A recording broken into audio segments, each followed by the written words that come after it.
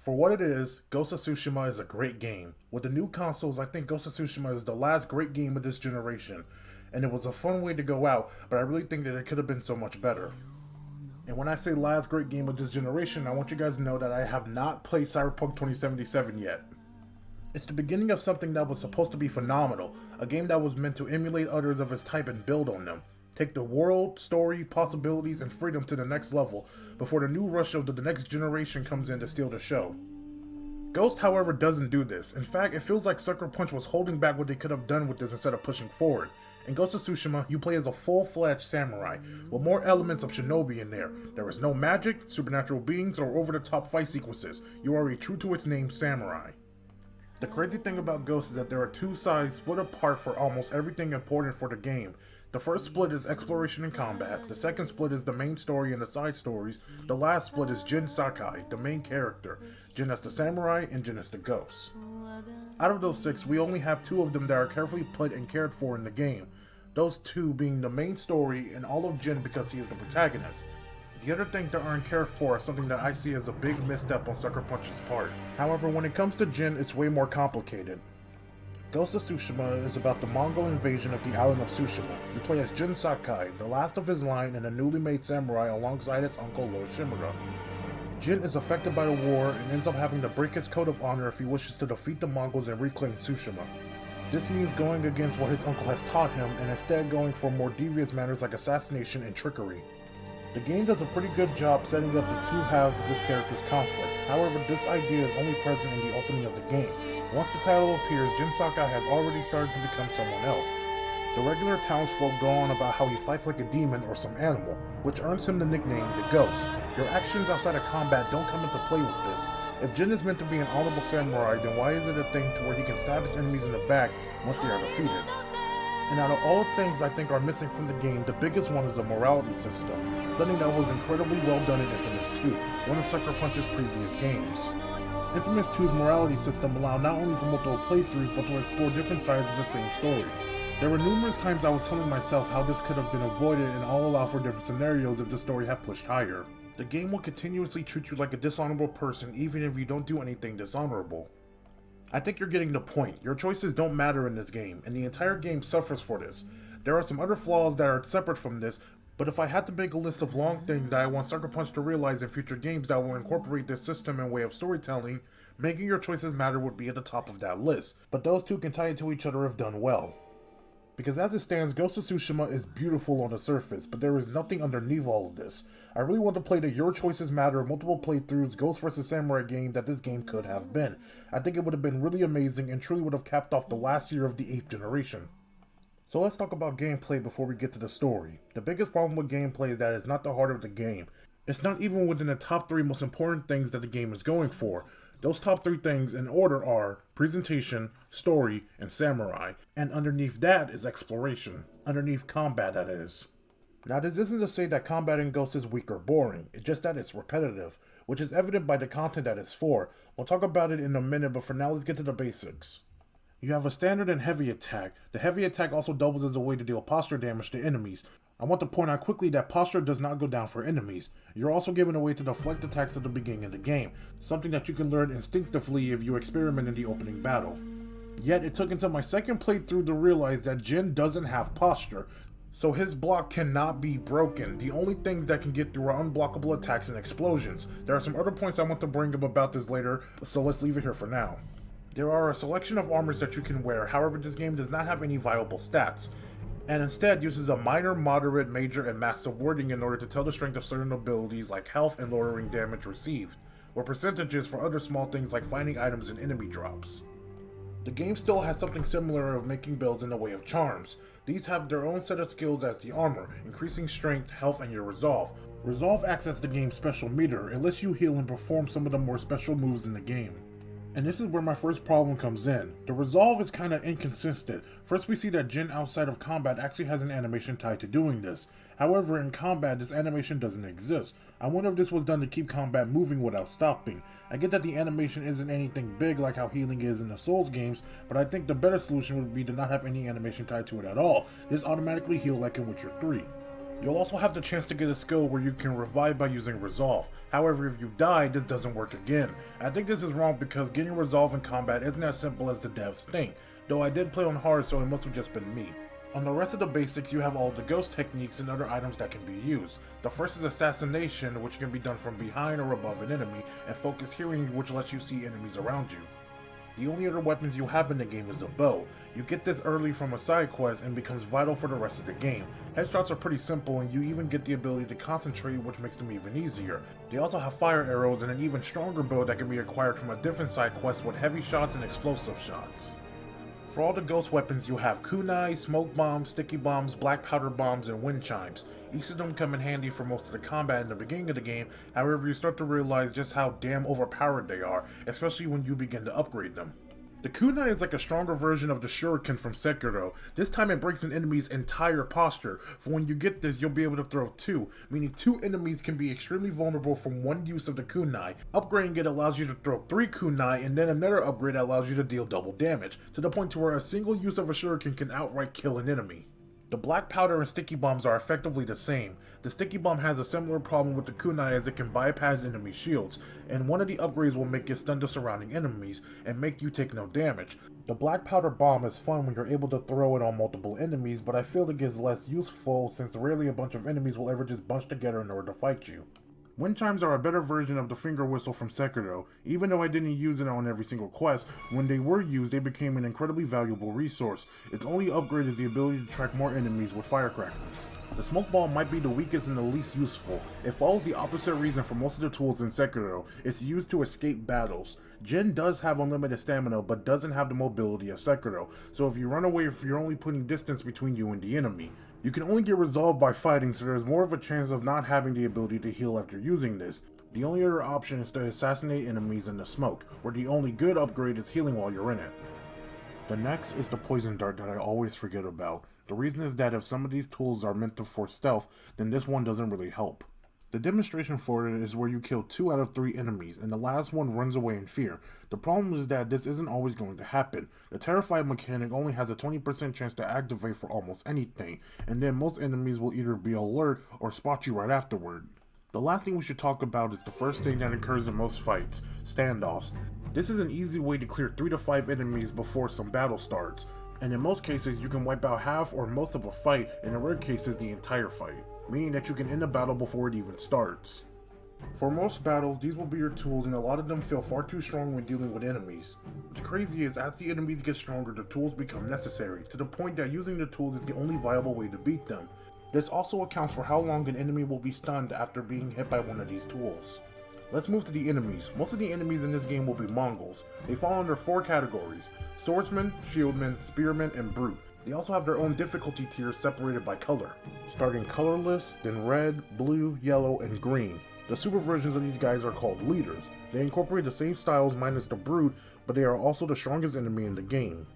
There are also dogs, sappers who will throw bombs and flashbangs at you, and archers who will always be the first enemies you take out due to them being able to shoot you from afar, as well as bandits who fall under these groups minus the Brutes, and Ronin. Enemies will come at you in group-style combat and attack you from all sides. There are 2 sides to this. The good sides are the stances. There are 4 stances you can take in combat. Stone stance for swordsmen, water stance for shieldmen, wind stance for spearmen, and moon stance for brutes. The fun thing is that each of these stances can be swapped through pretty quickly when in battle, though there has been some lag between it. You can deflect or parry any weapon in any stance, but your heavy attack in a stance will deal more posture to the corresponding enemy with the corresponding weapon. Since you can switch between stances very quickly, that means you will always be prepared to face a different type of enemy whenever you finish one, or are interrupted by another. So now for the bad side of this, the enemies. Mostly the Mongols due to the fact of how you'll level up and how they get more difficult. Enemies will start constantly doing unblockable attacks. Through the skill tree and gaining stances, some of these attacks can become deflectable, orange attacks can be deflected while blue ones can. However, the biggest problem with combat comes when the enemies do the same attacks over and over, like I mentioned earlier, especially the spearmen. Almost every enemy type has some sort of problem that is the result of them not being fully developed. Dual blade swordsman's attacks are far too short in range to deflect, so when you go for a counter, enemies will automatically block you. Shieldmen fully require that you break their posture in order to damage them. They can also set their swords on fire, which cannot be blocked or deflected, and Spearmen are the worst enemies in the game, and maybe the worst spearmen I have seen in any game ever. Their biggest problem is that they have no moves. In the tutorial, you are taught to dodge spears and counterattack. Before this, spearmen are downright broken as far as I'm concerned. After you gain the wind stance and spear deflection skill, they only do one attack over and over again. The only time I saw other attacks was when they were charging at me or behind me. These enemies were enough to make me not want to liberate the whole map. Brutes are just as bad, if not worse. They also only have one move and will cycle through it numerous times. Sometimes you can't even get close to them without them doing an attack that pushes you right back. And I also forgot to mention how brutes also come with big shields. Leaders, like I said, are super versions of each enemy, but they still manage to have all of those same flaws. However, I would actually prefer these on the leaders because they are meant to be stronger than all the regular enemies, but they are so bad that I can't take it at all. Going back through all this has made me see the big picture here. Enemies were not meant to be studied and analyzed to beat. They were meant to be rushed down with and dealt with as quickly as possible, which implores brutal tactics, which fits into the theme of Jin being the ghost. He kills his enemies in inhumane ways as opposed to slow and methodical battles the samurai would go through. And I think that might be why Jin has infinite posture, because he was meant to always be able to take these enemies down even if he had to run around during the battle to do so. The enemies also stop being interesting. With them changing difficulty by changing colors, they don't introduce anything new, except for the archers in Act 3 who can poison you. I think this should have been taken further and the enemies get poison weapons, or they can add another villain who is sent around the island to learn about it. And then he learns each of the special techniques that Jin now has to fight against and teach to the other Mongols. Or the enemies could have introduced something new in each act. Act 1 could have been a standard version of enemies. I think the poison arrows could have been brought in Act 2, because it then relates to a main quest and a big story moment. Act 3 could have had enemies riding bears or staying on their horses, so that you have to kill the animals first or get well-timed headshots on the enemies. Another idea could be upgrades to ghost tools, which brings me to my biggest point for gameplay, something that is missing so much that it feels like it was purposely taken out. Ghost of Tsushima needs a crafting system, even if a simple one. You'll always be picking up items in the camps where you fight enemies. Most of the times they will have ghost weapons lying about and you won't be able to pick them up because they have a limit on how many you can hold at a time. This becomes frustrating as you most likely won't return to these camps after you finish them. By being able to craft them, you eliminate this problem, and all of these pickups could have been replaced with more mining materials like iron, steel, linen, silk, gold, or wood. Bosses in Ghosts are very hard to explain. They are straight duels to where you can't sprint around like in other games and has the camera locked to both you and your opponent. You only have access to your stances and cannot use any throwables. However, you can use the special skills which when used effectively can win a battle as quickly as possible. The thing I hate about these bosses are the mid-points where you and the boss essentially close in and lock your swords while looking into each other's eyes lovingly. It breaks the flow of the battle and makes things slower. And I think this is why you can't use your throwables in these fights, because these breaks wouldn't be possible, but these breaks happen when you are trying to pull off a strong attack to reduce the enemy's health. Some bosses also share the same moves, especially this unblockable 3-hit combo, which feels like it goes out of its way to damage me even when I dodge it. Which has also made me see another problem with the enemies. Most of the time they will move twice their speed in order to damage you. If they are far enough from you, they then somehow become Sonic the Hedgehog by doing a long dash before they start their attack and finishing it almost instantly. Bosses also rely heavily on unblockables to the point that it becomes unfair. I think the reason for this would be to make them more challenging. The problem with this is that this is all a boss will do. There will even be times to where a boss will start a fight with an unblockable attack before the screen fully fades in. One time a boss did this to me twice in such quick succession that I was convinced that this guy knew he was in a video game and knew that I wouldn't be able to move until the screen fully faded in. And bosses can actually switch the direction of their attacks mid-combo. This leads to unfair fights because enemies can always pull off their attacks in such a quick manner, and there is also no downtime from an enemy's attack unless you attack them first, and sometimes not even that works. Now, I'm not going to say that Ghost of Tsushima has the worst bosses of any game, but I wouldn't call any of them good, but just like gameplay, this wasn't really a priority. Because none of the bosses are distinct from one another. The only boss that is unique is Khotun Khan, which makes me wonder if he was developed first to be the only actual boss encounter of the game, because Ryuzo and the other Ronin bosses share moves. I kinda wish these fights were less designed with the duel style and give me more freeform access to fight these bosses. Give me all of my weapons, but give them other skills as well, or better yet, let them have defensive options against my tools that actually make sense. I want to quickly talk about exploration before we get to the story.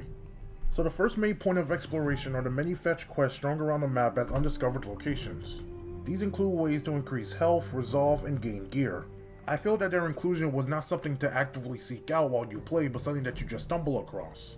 Which always felt more appropriate to do, mostly because everything that you do for these are just tiny dots on the map that even get announced as you get close to them. with each having their own little mini game of follow the fox, or make a haiku, or listen to Jin's thoughts, or some platforming challenges, or timed button inputs.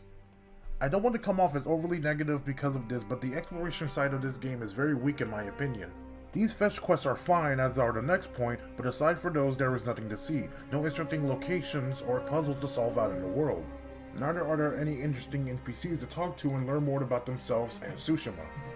The only other side are the combat-based enemy camps, villages, and farmsteads which have their own set of small objectives that you need to clear. Some even come with a boss at the end.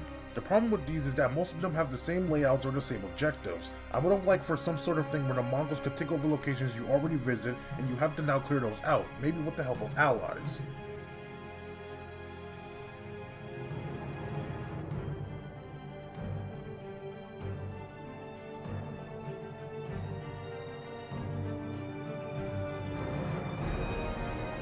Show me.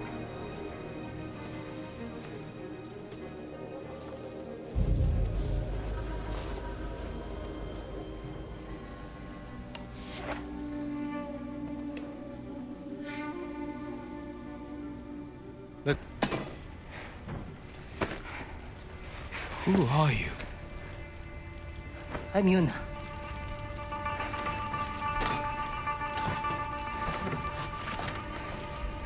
You want your sword? Follow me. The story is separated into 3 acts. Each ends in a great battle that pushes the plot in some form. There will also be a part for all of the main side quests. By main, I mean the quests that involve one of the main side characters. These side quests have up to 9 parts that spread across the 3 acts of the game. On the surface, this is fine and even a bit cool. It makes sense that these characters have a place outside of the story, but that's half the problem. They only have a place outside of the story. These characters never have any input into the main quest or its events. The other half of these problems is the fact that it's 9 parts instead of 3. This mostly has to do with how the missions are designed. While the contents of them are intriguing, the way you go about it is rather boring and repetitive. It usually involves you going to some location that is relatively close to where you start, and tracking some footprints that leads to a fight. Because of this, I think each NPC should have had one long enough quest over the course of the 3 main areas, each of which that incorporate interesting mission design. The main missions themselves also suffer from this, which makes me wonder how a straightforward linear story would have worked as opposed to an open world. So finally, let's summarize the story. I'll take it one act at a time while going over some of the problems that I have. I'll say that Ghost of Tsushima has a good story, but there are some things that baffle me in the fact that they are included. Mostly including some decisions from the characters, and this goes back to the choices don't matter problem we spoke about earlier. The game starts with narration by Jin. The Mongols have invaded the island of Tsushima. Jin is fighting alongside his uncle Lord Shimura. They are 80 samurai versus an army. A single warrior goes up to face them and he is humiliated immediately.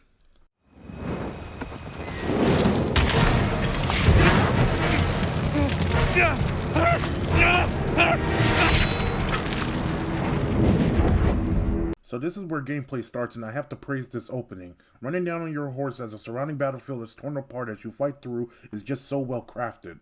Not a single moment is wasted. The sound design is incredible with the horses running, the weapons clashing, and the explosion from Mongol weapons. Like I said, presentation was the game's most important factor, and I have nothing to criticize about it.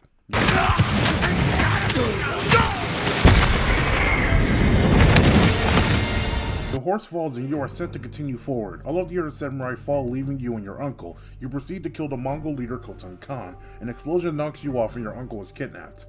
Jin then wakes up somewhere safe. You sneak into a nearby house and meet the best character in the whole game, Yuna. She's the one who nursed Jin back to health. She says that she sold Jin's sword for food and medicine. Your current task is to get it back from a nearby house, and you also learn that Yuna is a thief.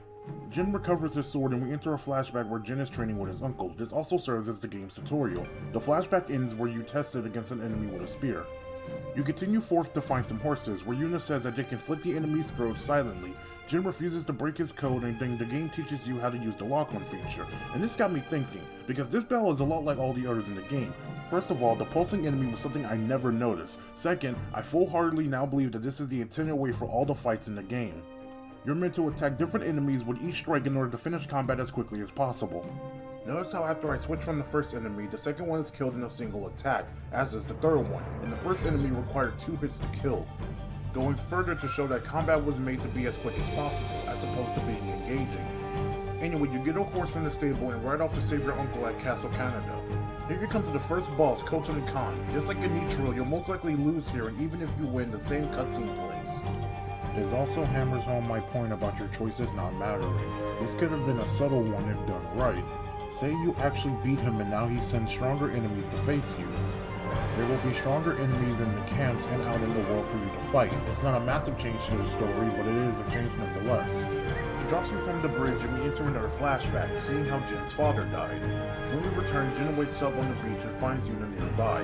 They both plan to gather allies in order to retake the castle and save Lord Shimura. Yuna tells Jin about her brother, Taka, a blacksmith who can forge a weapon capable of scaling the walls of the castle. This is where the open world begins. You are advised to seek out Lady Masako Adachi, Sensei Ishikawa, and the Straw Hat Ronin. I think that Act 1 is the most dense in story missions. Both Ishikawa and Lady Masako have their stories start off in the first act and move forward into the next two. Sensei Ishikawa is looking for his missing student Tomoe, and Masako is looking for her family's killer. With the sensei, you go to a fort and learn that Tomoe has joined the Mongols and is planning to attack a place called Hiyoshi Springs where the sensei's dojo is. After you save the town, she is seen burning the flag of Clan Nagao, the same clan of the sensei's previous student. With Masako, you track down potential suspects who are on a list with a clan symbol that you don't recognize, and due to her anger, she kills almost all of them.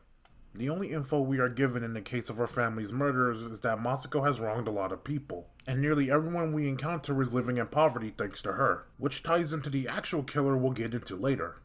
You only have to do the first part of each of their side quests in order to recruit them. The next important thing is recruiting the Straw Hat Ronin. Here you will meet one of Jin's old friends, Ryuzo. He leads a band of Straw Hat Ronin who are all starving. Your multiple quests with him involve raiding a few camps and then a Mongol ship. Afterward, he decides to help you. The last quest is to help Yuna save her brother from Azamo Bay. You have to follow a slaver as he plans to kill Taka because another blacksmith claims to be better. You take Taka to the Komatsu Forge where you free the place of Mongols and allow Taka to get to work on some sort of tool. The tool is a grappling hook that you can use to scale the walls. Afterwards, Ryuzo appears and says that some of his men were captured. You go with him to use the tool in order to enter the camp and save the Ronin. After this, it's time to save Lord Shimura.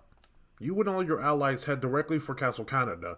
You clear out one area and make it firmly inside of the castle's walls, where you find Ryuzo. He says that the Khan has put a bounty out on the ghost's head. How did Ryuzo get here so quickly, and when did the Khan put a bounty out on Jin? Anyway, this is where a boss fight against Ryuzo starts.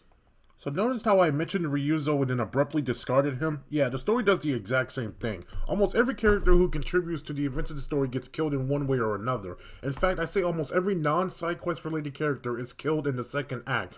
I do want to say that the fight between these two is probably the most well presented in the entire game.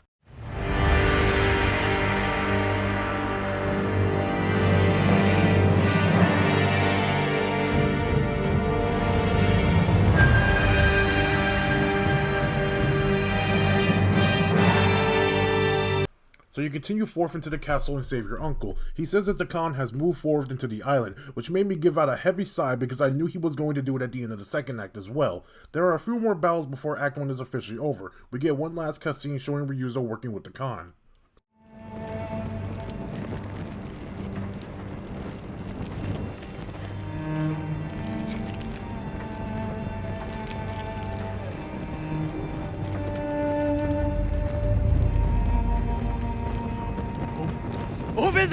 Open the gate!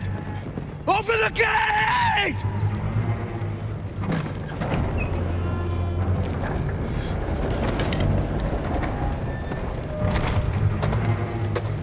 So that was Act 1, pretty dense, and I would even say it's probably the best part of the game. While the story doesn't get bad, the new area doesn't introduce anything new and instead has more of the same, but somehow less content. There are less camps to raid and main missions to go on, so this next session won't be that long. But you can't continue down this path. All of Tsushima looks to us for guidance. We must save our home together.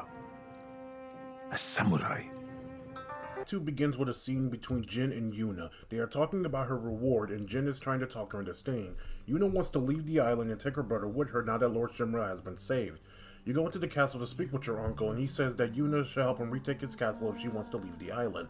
Together, the 3 of you go to save a farm and kill some Mongols near a lighthouse. Yuna's bring up that there are warriors in Yarikawa who can help them.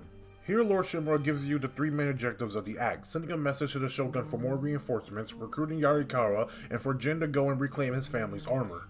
Afterward, a woman will come to you and mention that they freed a Mongol prisoner, the warrior monk Norio. He does have a side quest, but unlike Matsuko, Ishikawa, and Yuna, he rarely has any requirements for the main story, so we'll be skipping his. Just like we'll do for the other side quests because they don't involve character growth, world building, or exploration.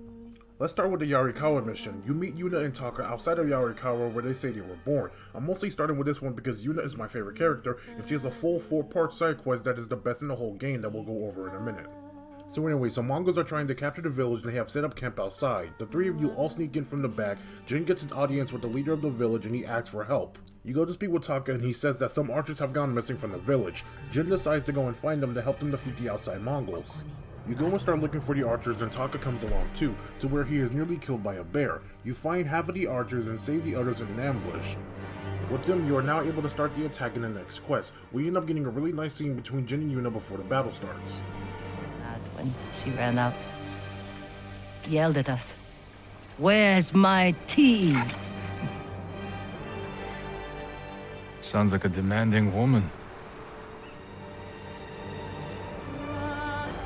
She broke Taka's arm when he was 6. And took him away. Ran as far from her as we could get. We heard they found her a month later. Face down in the street. You were brave to protect your brother.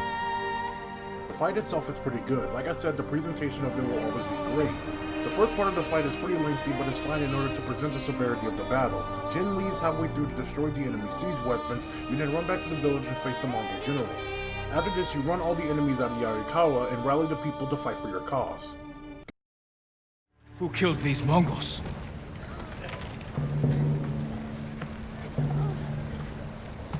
Who stood against the siege? Who saved Yarikawa? We did.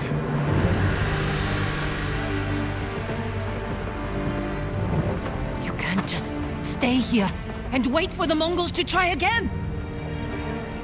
You say you are not soldiers. You are warriors.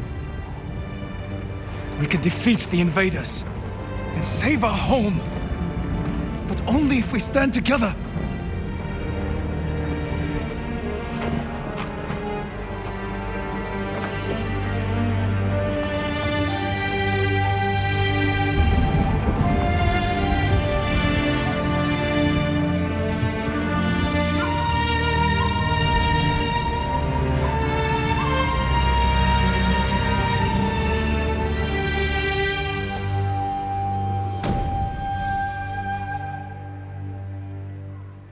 Getting the armor requires you to go to Jin's home. That's where you'll meet a maid who says that Jin refused to wear his family's armor at the opening battle of the game. Anyway, the maid says that she hid the armor somewhere and she takes Jin to get it. You complete a haiku in order to wear the armor and then you use it on some new enemies. One of its abilities is to allow an extra strike on standoffs. With enough upgrades, you can get this up to 5. Jin decides to get some poison to create a blow dart weapon and you need to find a certain plant in order to get it. And this brings back my point about the game needing a crafting system. This whole quest could have been halfway fighting the armor and the other half could have been crafting the blow dart. The last quest involves you finding a pirate named Goro in a village called Amugi Cove. Goro says he's drinking because he thought all the samurai were dead and he was free of his debt to Lord Shimura. He gives you a map on where to meet him. He says that he has a boat near a fort which you can use in order to swim offshore. However, there is a Mongol blockade in the way. You and Lord Shimura attack the fort in order to draw the enemy's attention away from him. This mission is pretty fun as well, especially the part where you get to use this arrow launcher that destroys boats pretty quickly. After this, Lord Shimura tells you that his message to the Shogun also included a request for him to fully adopt Jin as his son. A plot point that is abruptly introduced as Ryuzo and also abruptly discarded. Speaking of which, the last quest before the finale of Act 2 has you tracking Ryuzo. Jin tries to get Yuna's help but she refuses. He goes along until Taka shows up wanting to help. So yeah, if it wasn't obvious, Taka is going to die. You attack the fort and find Ryuzo inside. One of his men knocks you out and then you wake up tied up with Taka. You try to escape until the Khan shows up himself. He tells Taka to kill Jin so he can be set free. Taka obviously doesn't do this and he dies. The Khan then says that he will find someone else and try again, which is really strange to me. Where is everyone else during this? Jin must have been gone for at least a day or two now and no one has questioned it yet. I'm guessing Yuna does because she shows up shortly after you free yourself. You and her face off against the remaining Straw Hat warriors and then you leave the fort to bury Taka. So this is the final mission of the act. The Shogun's reinforcements show up and you have to help your allies and Lord Shimura retake his castle. And I think this is the best battle sequence in the whole game. Each arena has more and more enemies and makes perfect sense why this is an endless gauntlet. At one point in the battle, Jin is told to scout ahead and uses the poison dart on 3 enemies and immediately kills the leader. Why is he using these tools in the middle of these big battles? He knows for sure that his uncle doesn't approve of this, which makes it even more funny when Lord Shimura appears just as he kills the leader. The first part of this ends with you watching some of the reinforcements get killed in an explosion. Jin and Lord Shimura have an argument after this. Jin suggests that he can get around the bridge and poison the enemy, something that he also suggests after it was blown up. Which adds to the point of things I like about Jin. Just by seeing that explosion, he realizes that he needs to save as many people as possible in the most efficient way. While I do have a problem with the choice to just poison them, as I'll discuss in a minute, I do agree with him taking action into his own hands. So you talk to Yuna and she gathers some poison for you to use. She then gives you the ghost armor which was made by Taka. You climb underneath the bridge and you get inside of the keep. You stealth around all the enemies in here and then you poison their milk, only for you to then go inside of the castle and try to kill the Khan. And like I said, he's in another castle. Ryuzo is here instead. He tries to make amends with Jin, and Jin says that he should turn himself into Lord Shimura and face his crimes. I get that he may be hung over the death of Taka, but Jin knows better than anyone that Ryuzo is a valuable asset in the war. Even if you rewrite it to the point to where he dies at the end of the 3rd act, he could have still been a helpful fighter. But instead you have to fight him again. Lord Shimura appears and tries to put the blame on Yuna and have Jin denounce the ghost. Jin refuses and he doesn't even think to try and defend his point at all. He doesn't tell the other samurai that they were all going to die if they attacked the castle now. Jin never mentions how he killed tons of Mongols and all of the Straw Hat Ronin on the island. How he has by now single-handedly liberated half of the entire island. I find it really weird that these other samurai trust Lord Shimura the way that they do. He got 78 samurai killed in the first battle of this war. Why didn't he call for reinforcements if he knew they were coming? After you wake up, Yuna says that it took the Mongols a few days to conquer most of the island. So how is it that Lord Shimura didn't call for help before all of this went down? He sacrifices every single samurai on the island and is willing to do it again here. I'm surprised that they don't take away his position as Tajito and just give it to Jin. Jin gives Yuna his sword and he is in prison for about 3 days. Kenji arrives to distract the guard and tells Jin that he has been ordered to be executed. He tells Jin to head north and find Yuna. Yuna sneaks around and gets on his horse. I like this portion because it's like the beginning of Act 1, where you were sneaking around past Mongols in order to get to Yuna, and now you're sneaking past samurai to get to Yuna, all without a sword. You get to your horse and ride off from the castle, then your horse dies and that marks the end of Act 2. So in terms of story, I think it's on par with Act 1. The ending is the most important part, but suffers from how Act 3 feels once it's done. Before we move on, let me speak about Yuna's side quest. This side quest really only has one disappointing part, yet I still like it because of what it does for Yuna. The quest starts with you tracking down a Mongol warlord named Altan. He has been terrorizing people in a certain part of the map and Yuna wants him dead. You meet one of Yuna's old friends named Ichi who runs an inn where you kill a bunch of Mongols. This makes Ichi mad because she was keeping them drunk so that Altoon doesn't attack. She then tells you to watch out for Yuna, even though at this point it should be obvious that she won't betray you. You learn that Altan has a group of slave brothers working for him. Yuna directs you to them because Yuna and Taka were actually in prison here when they were kids. Yuna obviously is afraid to enter, so you sneak around, kill their brothers, and mount their heads outside in order to scare the Mongols. You track down one last ally of Altoon called the Black Wolf, another slaver who Yuna found when she was a child. Apparently the reason she hates him is because the Black Wolf got her and Taka drunk and then raped them. This angers Altoon and then you go to a fort in order to face off against him, and he's another leader. Seriously, this is the disappointing moment I was talking about earlier. This guy has the same model as the general from the Yarikawa mission. It goes back to me saying that I wish there were some more Mongol villains, because this fight could have been really awesome. This guy should have been some 7-foot tall flaming spear wielding dude with a blood skull helmet. Otherwise, this quest is really good and serves as what the game is possible of. It doesn't change the main story, but does give insight on the best character in the game. The introduction to Act 3 is wonderful. You have to sneak around a large area of Mongols in order to find Yuna at some sacred tree. Eventually, you'll find out that the Mongols learn how to use Jin's poison. Which is very weird because Jin killed every single Mongol in Castle Shimura, so how did they know about it? I thought this was going to lead into a betrayal twist in the story, because I don't think Lord Shimura would automatically turn to having Jin be executed for his actions as the ghost, but that's what happens anyway. Lord Shimura doesn't betray you, but I think it would have made for a good twist. Jin is then shot by one of the arrows coated with the poison and is saved by Yuna. Jin wakes up and declares that they have to kill the Khan. They fight some Mongols in order to get a base in the former Jogaku temple. Afterwards, Yuna sends you to find some of her friends that can help you retake a fort so you can let some of the other side characters in. After this, you only have 3 missions left. The first is investigating Port Izumi in order to learn about the Khan's plans, where you see that he is intending to take Jin's poison to the mainland. The second is sending a message to Lord Shimura to ask for help in the final battle, and then the final battle itself. I won't even explain the other two missions because the short description I gave is all there is to those two. In fact, before we move on, let's finish talking about those side quests from earlier because I can't leave them unfinished or like the list of things I need to collect for this game. Matsuko's story isn't that much longer. You learn from a woman Matsuko was having an affair with that her sister Hana is the one responsible for the murders. It turns out when they were younger, Matsuko was a bit of a tomboy. She fought back against bandits when she was younger and managed to turn a guy who got his head chopped off in the beginning of the game into her little PogChamp. However, this left her sister without a husband, so Matsuko married her off to a samurai in the northern region of the island, who was apparently abusive to her, making her hate Matsuko, which led to the murders. Afterwards, Hana kills herself and Matsuko cremates her. Ishikawa is a bit more complicated. You learn that Tomoe is setting up camps around the island and you try to take them out. However, she then shows herself to Jin and tells him not to trust Ishikawa. In the northern region, you speak with Tomoe and she explains that she was betrayed by her archers in the Khan and is looking for a way off the island. Apparently, Ishikawa wanted to adopt Tomoe as his daughter so she could be his heir. However, she already saw a life outside of being a samurai, and if the adoption went through, then that all would have been taken away, which is why she betrayed Ishikawa. You work together with her in order to kill the archers, and then she sneaks away on a boat.